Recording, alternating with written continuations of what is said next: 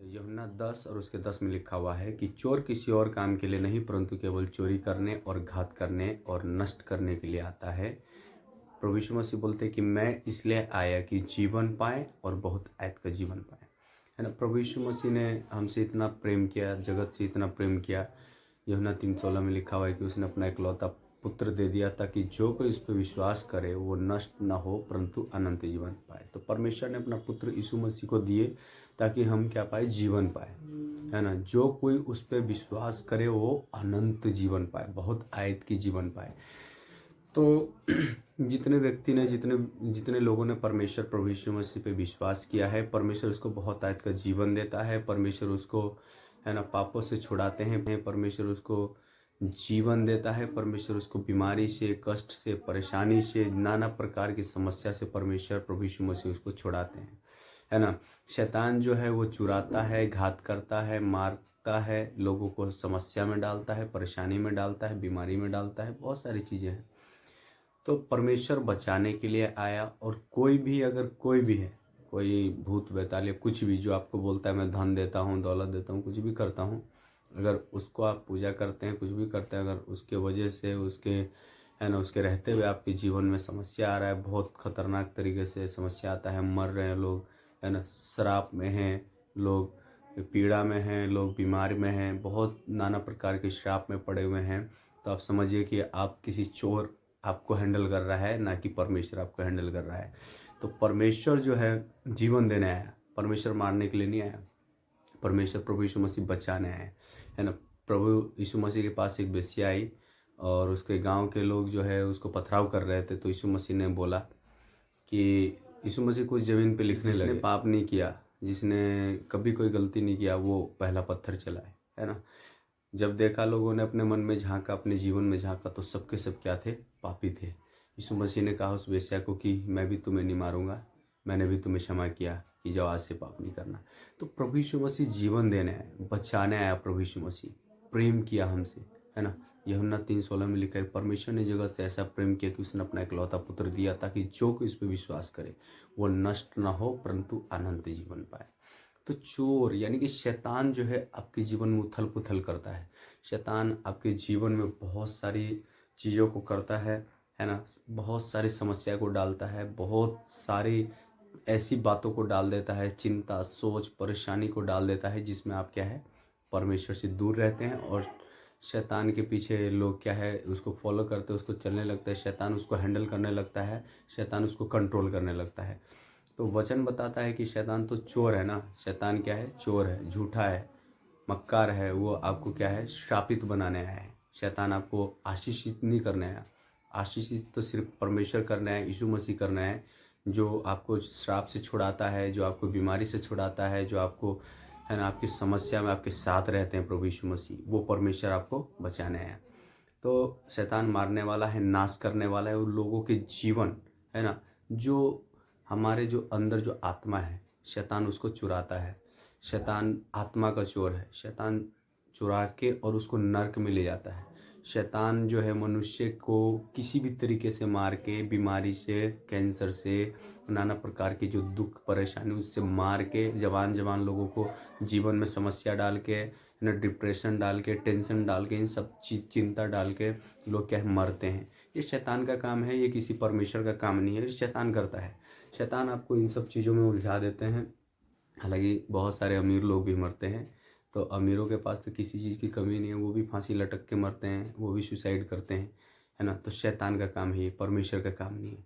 तो शैतान क्या है, आत्मा को चोरी करता है। शैतान जो है आत्मा को चोरी करता है। और इसीलिए वचन में लिखा कि चोर, है ना, किसी और काम के लिए नहीं, चोरी करने के लिए, घात करने के लिए, मारने के लिए आया। और यीशु मसीह आपके आत्मा को बचाने आया। यीशु मसीह आपको और हमें परमेश्वर से मिलाने आया, स्वर्ग ले जाने के लिए आया, है ना। बहुत सारे वचन इसमें जो रेफरेंस है लिखा हुआ, लेकिन हम उन सारी चीज़ों को नहीं देखेंगे। आप लोग वचन पढ़ते हैं, यहाँ पे जो साफ साफ दो चीज़ें हैं, चोर जो शैतान है जो आत्मा की चोरी करता है, और परमेश्वर जो बचाने वाला है। लिखा है कि मैं इसलिए आया कि जीवन पाए और बहुत आयत की जीवन पाए, अनंत जीवन पाए, है ना। तो जैसे यूहन्ना 3:16 में देखा कि जिसने प्रभु यीशु मसीह पे विश्वास किया हो नाश नहीं हुआ परंतु अनंत जीवन को पाया। तो हमारे जीवन में जो है शैतान इस तरीके से है ना, स्टेबिलिटी को ख़त्म कर देता है, स्थिरता को ख़त्म कर देता है। शैतान जो है श्राप को ऐसा डालता है, ऐसा श्राप, जब हम शैतानी काम करते हैं, गलत चीज़ों में फंस जाते हैं, तो हमारे अंदर ऐसा श्राप आता है कि स्टेबिलिटी ख़त्म हो जाती है, स्थिरता ख़त्म हो जाता है। हम क्या है ना, कहीं पे भी एक जगह पे रह के कोई काम नहीं करना करना चाहते, या होता नहीं है हमसे, करने की कोशिश करते हैं तो टिक नहीं पाते। कई बार जो है ना, नौकरी करते हैं आप, नौकरी करते समय कहीं पे एक जगह टिक के नौकरी नहीं करते, थोड़े दिन यहाँ किया, थोड़ा दिन वहाँ किया। ये शैतान का काम है जो आपके जीवन को, है ना, पैसा कमाते हैं आप हर जगह, लेकिन आप टिक के नहीं रहते। और ऐसे में आप क्या है, अब कहीं दूसरा जगह काम ढूंढने जाएंगे तो फिर कुछ समय बीत जाएगा आपको, 2 महीना 4 महीना काम ढूंढने में। इस तरीके से शैतान आपको क्या है, बर्बाद करता है। तो स्थिरता को ख़त्म कर दिया, आपके जीवन को, आपके मन को, आपके जो सबकॉन्शियस है उसको शैतान कंट्रोल करने लगता है। जब अगर मैं किसी चीज़ में, मेरे जीवन में स्टेबिलिटी नहीं है, स्थिरता नहीं है ना, मैं कहीं पे रुक नहीं पा रहा हूँ, कहीं जॉब में या किसी भी चीज़ में नहीं रुक पा रहा हूँ, तो शैतान मुझे हैंडल कर रहा है। आप कलीसिया में जाते हैं, आप कलीसिया में भी नहीं रुक पाते हैं, आपको शैतान निकालता है वहाँ से, आपको शैतान इधर उधर, है ना, लेके जाता है, आपको बहुत सारी चीज़ों में फंसाता है कि ये चीज़ अच्छा है, वो चीज़ अच्छा है, वो पास्टर अच्छा है, वो पास्टर खराब है। ये सब चीज़ें शैतान डालता है आपके मन में। बहुत सारे लोग, है ना, एक पास्टर दूसरे पास्टर की बुराई करते। आप किसी का मन को नहीं जानते, परमेश्वर सबके मन को जानता है। हम किसी के बारे में बुराई ना करें। हमें क्या करना है, अपना जीवन को देखना है कि मेरा जीवन कैसा है, मैं परमेश्वर में कैसा हूँ, मैं परमेश्वर के साथ मेरा रिलेशन कैसा है, परमेश्वर के साथ में कैसा रिश्ता है मेरा, है ना, मैं परमेश्वर से कितना देर प्रार्थना करता हूँ, कितनी देर दुआ करता हूँ। ये चीज़ें मुझे अपने बारे में सोचना है, हमें अपने बारे में सोचना है। मुझे किसी पास्टर के बारे में नहीं सोचना, मुझे किसी और के बारे में नहीं सोचना है। हाँ, किसी के जीवन से आप अच्छी चीज़ों को सीखें, अच्छी बातों को ले, पॉजिटिव चीज़ को अपने जीवन में, अपना जीवन में लागू करें, ताकि आप आगे बढ़ें। आप किसी के नेगेटिविटी को लेते हैं और उस पर चर्चा करते हैं, उस पर बात करते हैं, तो आपका जीवन अच्छा नहीं है। परमेश्वर बताता है कि परमेश्वर के बेटा बेटी ऐसा नहीं होता। परमेश्वर का जो बेटा बेटी है, जो परमेश्वर का चुना हुआ है, उसके, है ना, उसके जो शरीर है, उसके बॉडी लैंग्वेज है, उनकी सारी चीज़ों से परमेश्वर की, है ना, परमेश्वर का जो चरित्र है, परमेश्वर का कैरेक्टर यीशु मसीह का, वो दिखाई देता है। पौलुस बोलता है कि हम परमेश्वर के जीवित पत्री हैं, चलते फिरते पत्री हैं। लोग हमें पढ़ता है, लोग हमें देखता है, लोग हमें जानता है, जांचता है, हर चीज़ को देखता है। तो आप और हम दूसरों को ना जज करें, हमें अपने आप के बारे में सोचना है ना। तो इन सब चीज़ों में शैतान हमें फंसा के और हमें बुरा भला बना देता है। तो हमें इन चीज़ों से क्या है, हटना है। हमें हमारे जीवन में स्थिरता लाना है, हमें कलीसिया में बने रहना है, जिस काम को हम करते हैं उस काम को करना है। अगर इन चीज़ों से आप अगर अलग हो जाते हैं, बार बार आप इस चर्च में उस चर्च में, है ना, अलग अलग चर्च में जाते हैं, इसका मतलब है कि आपको शैतान इधर उधर भटका रहा है। आप अपने, है ना, ये अच्छी बात है कि जहाँ पे संगति अच्छा नहीं है, जहाँ पे परमेश्वर का आत्मा नहीं है, जहाँ पे परमेश्वर का, है ना, जहाँ पे परमेश्वर का उपस्थिति नहीं होता, बहुत सारे ऐसे चर्च, उसको जांचना है, जिसके बारे में बाइबल बताते हैं, झूठे शिक्षक जहाँ पे होते हैं, उन सब चीज़ों को जांचना है। लेकिन जिस कलीसिया में आप जाते हैं, उस कलीसिया में बने रहें, वहाँ पे परमेश्वर की महिमा करें, स्तुति करें, और वहीं पे परमेश्वर आपको आशीष देंगे। स्थिरता को अपने जीवन में लाएं, है ना। जब आप स्थिर नहीं होते हैं, तो आपका जीवन ऐसे ही करते करते बीत जाएगा, और आप परमेश्वर को सही से कभी भी नहीं जान पाएंगे। तो स्थिरता ना होने का एक ये भी कारण है कि शैतान जो है हमारे मन में काम करता है, लोगों के मनों में काम करता है। और क्या करता है वो, है ना, जहाँ पे काम कर रहा है वहाँ पे झगड़ा कर लेगा, लड़ाई करेगा, सुपरवाइजर के साथ, मैनेजर के साथ, किसी के साथ उनका झगड़ा लड़ाई हो जाएगा। उनको 6 महीने के अंदर अंदर में उनको, है ना, रिजाइन करना पड़ जाए या फिर निकल जाता है। तो इस तरीके से होता है। ऐसे कलीसिया में भी कई जगह कर लेते हैं लोग, है ना, कि हाँ पास्टर अच्छा नहीं है, या फिर उस कलीसिया के विश्वासी अच्छा नहीं है, मैं तो उस कलीसिया में जाऊँगा, मैं उधर जाऊँगा, मैं उधर। तो ये सब चीज़ें कौन करता है, कोई पास्टर नहीं करता।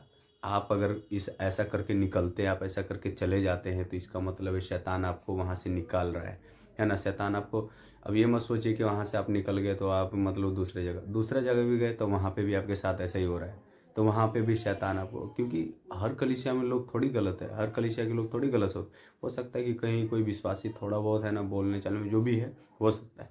लेकिन अगर बार बार आपके जीवन में ऐसा हो रहा है, तो शैतान आपको क्या कर रहा है, बौरा रहा है, शैतान आपको भटका रहा है। स्थिरता अपने जीवन में लाए, है ना। आपको क्या करता है, शैतान बार बार झगड़ा लड़ाई में फंसा देता है, गलत गलत चीज़ों में फंसाता है, बार बार वाद विवाद करते हैं, आपस में झगड़ा लड़ाई करते, मेल मिलाप नहीं करते। ये शैतान कराता है, जो मेल को ख़त्म कर चुका है शैतान। मेल हमारे जीवन से, है ना, हट चुका है। एक दूसरे से प्रेम नहीं करना चाहते लोग।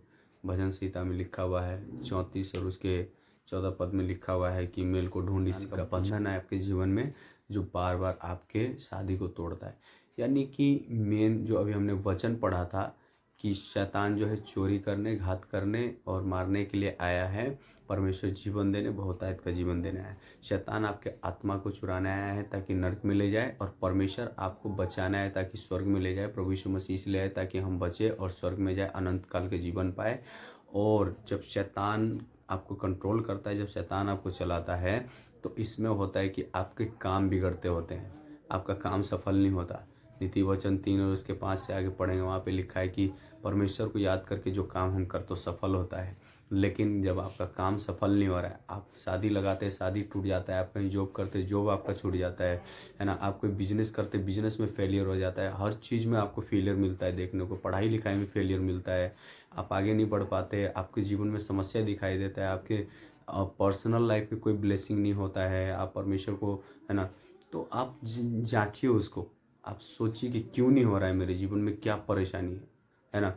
और इसके पीछे एक ही कारण है, अभी बताऊंगा मैं, है ना। इसके पीछे यही कारण है कि शैतान जो है आपके जीवन से स्टेबिलिटी को ख़त्म कर दिया, परमेश्वर पर से धीरे धीरे आपका विश्वास जो है ख़त्म कर रहा है शैतान। आपको जो है आशीष नहीं मिल रहा है, आपको, है ना, स्टेबिलिटी कोई जॉब में नहीं मिल रहा है, बिजनेस में नहीं मिल रहा है ना, आप कहीं आप शादी करना चाहते हैं लेकिन शादी भी नहीं हो रहा है, कई बार शादी लग जाता है वो टूट जाता है, बार बार ये सब होने का ये बंधन है, पीढ़ियों का ये श्राप है जो आपके जीवन में है, और इसको तोड़ना बहुत ज़रूरी है। और ये होगा, इसलिए होगा क्योंकि आपके पूर्वज कैसा थे, आपके दादा परदादा कैसा थे, आप नहीं जानते। लेकिन आज आप अगर इस बंधन को तोड़ते हैं तो आगे आपका बच्चा, बेटा, पोता जो है वो आशीषित होंगे। अगर आज आप अभी गरीब हैं, आप आज अभी अगर लाचार हैं, दुखी है, परेशानी है, आपके जीवन में समस्या है, तो याद करें कि आप बच्चे के लिए कमाते हैं, बच्चे के लिए सब चीज़ करते हैं, बेटा पोता के लिए सब चीज़ करते हैं, ज़मीन खरीदते हैं, सब चीज़ करते हैं। तो अगर आज आप पीढ़ी के बंधन को तोड़ते हैं तो परमेश्वर आपके बेटा पोता पर पोता सबको आशीष करेंगे। क्योंकि अगर 3 पीढ़ी 4 पीढ़ी तक श्राप आता है तो 3-4 पीढ़ी तक का श्राप आप तोड़ भी सकते हैं यीशु के नाम से, है ना। तो यहाँ पे जो हमने देखा वचन कि चोर क्या है, चोरी करने, घात करने, आत्मा चुराने आया है, परमेश्वर के लोगों को भटकाने आया है, दूर कर ले जाने आया है, नर्क ले जाने के लिए आया है शैतान, है ना। और लेकिन परमेश्वर आपको बचाने आया है। तो चुनाव आपका है, चुनाव मेरा है कि हमें किस रास्ते में चलना है। जब इन चीज़ों का आप सामना करते हैं, जब इन फेलियर का आप सामना करते हैं, जब जो है ये आप फेलियर का सामना करते हैं, तो आपको, हमको विचार करना है, आपको सोचना है कि ये चीज़ हो क्यों रहा है।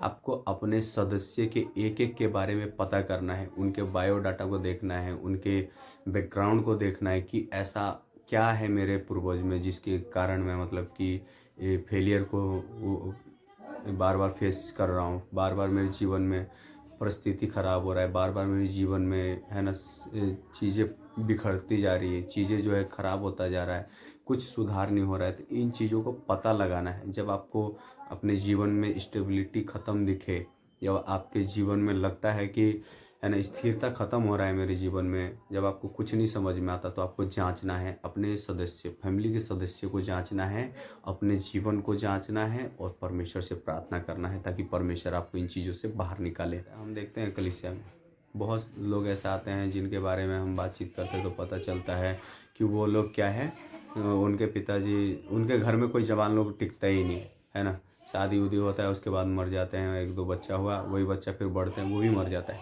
तो ये पूर्वज का श्राप होता है। अगर आपके जीवन में ऐसा होता है, आपके घर में अगर ऐसा हो रहा है, किसी घर में ऐसा हो रहा है, जवान लोग मरते हैं, तो ये श्राप है और उस श्राप को तोड़ना है ना। परिस्थिति जब खराब होती है ना, बिजनेस में फेलियर आता है, और क्या है, बहुत सारी चीज़ों में आपको फेलियर महसूस होता है, देखते हैं कि आप बढ़ नहीं पाते, कलीसिया में टिक नहीं पाते, प्रार्थना में मन नहीं लगता।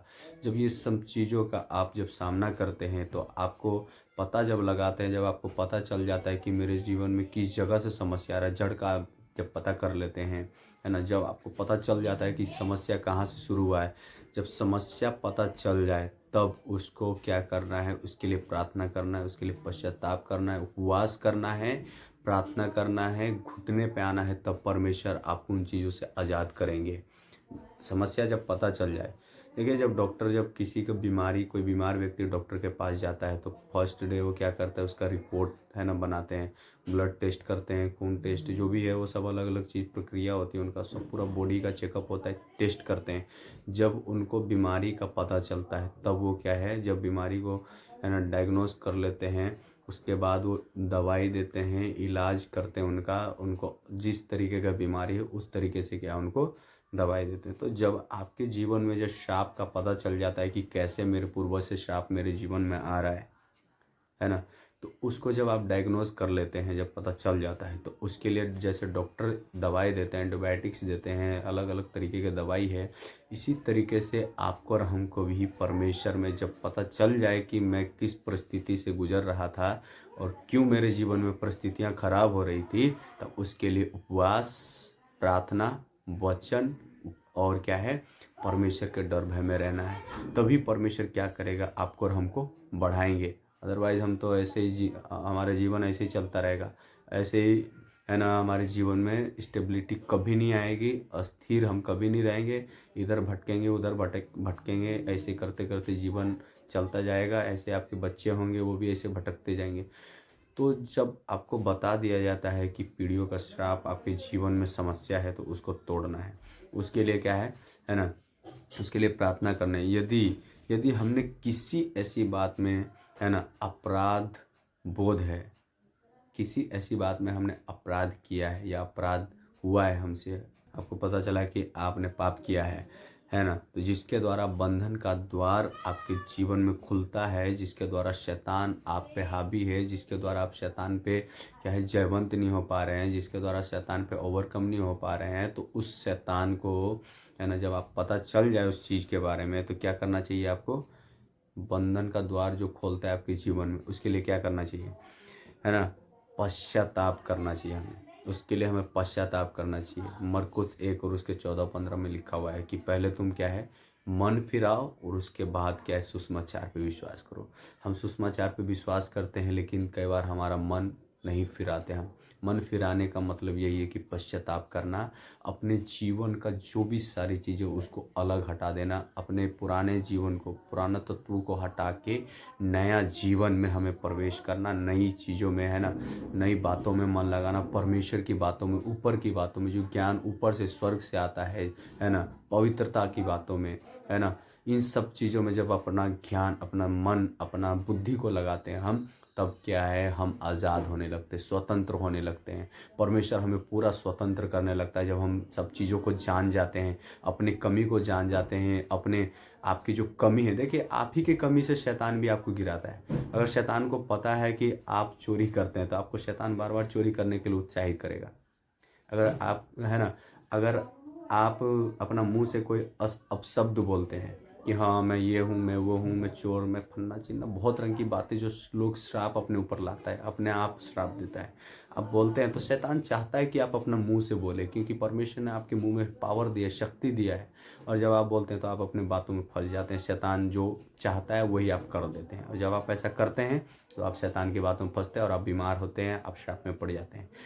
तो इन सब चीज़ों में जब शैतान ने आपको क्या है बांध के रखा हुआ था, शैतान ने आपको बहुत अलग अलग चीज़ों से जकड़ रखा था, तो जब आपको पता चल गया कि शैतान मुझे पकड़ा हुआ था, शैतान मुझे इन जगह पे शैतान मेरा नुकसान कर रहा था, आपका जब निरीक्षण किया आपने, पता चलने के बाद आपको क्या करना है, उससे आज़ाद होना है, पश्चाताप करना है, मन फिराना है ना। मन फिराने के बाद उसे छोड़ देना चाहिए। क्या करना है उसको, उस पाप को छोड़ भी दो, तब परमेश्वर हमको क्या करेगा, माफ़ करेगा, तब परमेश्वर आपको माफ़ करेगा। और है ना, आपको पता चल गया कि हाँ मैंने ये पाप किया, उसकी वजह से मेरा है ना, क्योंकि मनुष्य को पता होता है जो पाप किया उसकी वजह से दंड आता है, उसको पता होता है। वो भले पास्टर को बताए या ना बताए, किसी को बताए ना बताए, लेकिन उसको खुद पता होता है कि मैंने जो पाप किया, मैंने जो गलती किया, उसकी वजह से मेरे जीवन में समस्या आ रहा है। परमेश्वर का आत्मा उससे बात करता है। हालांकि वो बहुत बार इग्नोर करते हैं लोग, है ना, उसको वो सोचते हैं कि छोड़ दो, लेकिन परमेश्वर आपसे बात करता है। और आपको जब पता चल जाए तो उसको पश्चाताप करें, फिर उसको छोड़ दें, और तब स्वतंत्रता में चलना चाहिए, तब आप स्वतंत्र हो जाएंगे। जब आप गंदगी को छोड़ देंगे, जब आप है ना, आपके जीवन का जो गंदगी था, छोड़ देंगे तो आपके जीवन में स्टेबिलिटी आ जाएगी, स्थिरता आ जाएगा। आप जहाँ जॉब करेंगे जॉब में आपको सक्सेस मिलेगा, आप कोई बिजनेस करेंगे बिजनेस में सक्सेस मिलेगा, आप पढ़ाई करते वहाँ सफलता मिलेगा, है ना। जिस क्षेत्र में आप जाएंगे, नीति वचन 3 और उसके 5 में लिखा है कि आप परमेश्वर के नाम से जो कुछ करेंगे वो सफल होता जाएगा। तो परमेश्वर आपको इस तरीके से बढ़ाएगा। एक आयत हम पढ़ देते हैं और उसको आपको ध्यान से सुनना है। यूहन्ना 8 उसके 32 और 36 में लिखा है, यहाँ पे लिखा हुआ है कि तुम सत्य को जानोगे और सत्य तुम्हें स्वतंत्र करेगा। जब आप प्रभु यीशु मसीह को जान गए, है ना, आप समस्या को जान गए कि समस्या आपके जीवन में क्या है। और जब समस्या को जानने के बाद आपने, है ना, जैसे डॉक्टर जो है मेडिसिन देता है, जब आपको आपकी बीमारी को डायग्नोस कर लेता है, उसके बाद दवाई देता है, तब आप क्या है, अच्छा हो जाते हैं, आप चंगे हो जाते हैं, आप क्या है, बहुत अच्छा फ्रेश फील करते हैं। ऐसे ही जब परमेश्वर, है ना, अपनी बीमारी को जान गए, जब उसको बीमारी जो आपका था, आपका जो पाप था उसको जान गए, पूर्वज के पाप को जान गए, उसके बाद जानने के बाद आपने उसका पश्चाताप किया, फिर पश्चाताप करने के बाद आपने उसको छोड़ भी दिया, और जब छोड़ दिया तो आप स्वतंत्र हो जाते हैं। यहाँ पे लिखा है कि सत्य को जानोगे। यीशु मसीह को जब आप जान गए तो आपके जीवन का जो पाप था, आपके जीवन का जो समस्या था, रोग था, बीमारी, जितनी भी चीज़ें थी, ये सब चीज़ खत्म हो गया। यहाँ पे लिखा है तुम्हें स्वतंत्र करेगा। इसलिए यदि पुत्र तुम्हें स्वतंत्र ना करे, यदि यीशु मसीह आपको स्वतंत्र ना करे, तो दुनिया की कोई माइकल लाल या कोई भी शक्ति आपको स्वतंत्र नहीं कर सकता।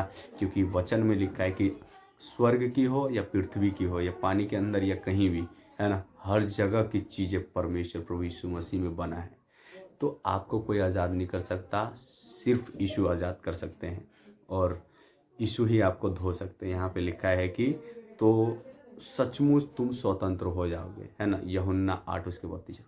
तो परमेश्वर प्रभु यीशु मसीह जब आपको स्वतंत्र करेंगे, जब आपको धो देंगे, शुद्ध कर देंगे, तो आप पूरे तरीके से स्वतंत्र हो जाएंगे, पूरे तरीके से क्लीन हो जाएंगे, है ना। शुद्ध मन परमेश्वर आपके अंदर उत्पन्न कर देगा। दाऊद बोलता है कि हे परमेश्वर, मेरे अंदर शुद्ध मन उत्पन्न कर, अपने पवित्र आत्मा को मुझसे अलग न कर। दाऊद को पता है कि मेरे अंदर जो चीज़ है, पवित्र आत्मा, शुद्ध चीज़ जो है, अगर वो मुझसे दूर हो जाएगा तो फिर से वो गंदगी, वो श्राप, वो पाप, वो बेविचार, वो सब चीज़ मेरे जीवन में आ जाएगा। इसीलिए दाऊद प्रार्थना कर रहा था, प्रभु मेरे अंदर शुद्ध मन उत्पन्न कर दे, मेरे अंदर से पवित्र आत्मा को दूर न कर। तो हमें भी ऐसे ही प्रार्थना करना है, प्रभु से माफ़ी मांगना है, पश्चाताप करना है, प्रभु मैंने जो गलती किया मुझे क्षमा करे और मेरे अंदर शुद्ध मन उत्पन्न करे, ताकि मैं प्रभु आपके लिए जीऊँ, आपकी महिमा के लिए जीऊँ, आपकी महिमा करूँ, स्तुति करूँ, प्रशंसा करूँ। तो आप जब ऐसा करते हैं तो परमेश्वर आपको बहुत आशीष देते हैं, बहुत आशीष देते हैं। और आप क्या हैं, अपने जीवन में, है ना, जब निरीक्षण कर लेते हैं अपने जीवन को, जब जांच लेते हैं, जब छोड़ देते हैं सब चीज़ों को, तब आप 100% सक्सेस को पाते हैं, सफलता को अपने जीवन में पाते हैं। और परमेश्वर आपको इतना आगे लेके जाएगा, इतना आगे लेके जाएगा, इसका कोई कुछ नहीं बोल सकता, कोई इसका भविष्यवाणी भी नहीं कर सकता कि आपको परमेश्वर कितना आगे लेके जाएगा। सच बता रहा हूँ मैं, बहुत आगे लेके जाएगा। कोई भविष्यवाणी भी कर दो, क्योंकि वचन में लिखा है कि जब तुम परमेश्वर के राज्य धर्म का खोज करते हो, है ना, 6 और उसके 33 में लिखा है, मत्ती 6:33 में, कि जब तुम परमेश्वर के राज्य और उसके धर्म की खोज करते हो तो परमेश्वर जगत की, दुनिया की सारी वस्तुएं तुम्हें दे देगा। हालेलुया। परमेश्वर आपको आशीष दे। आमीन।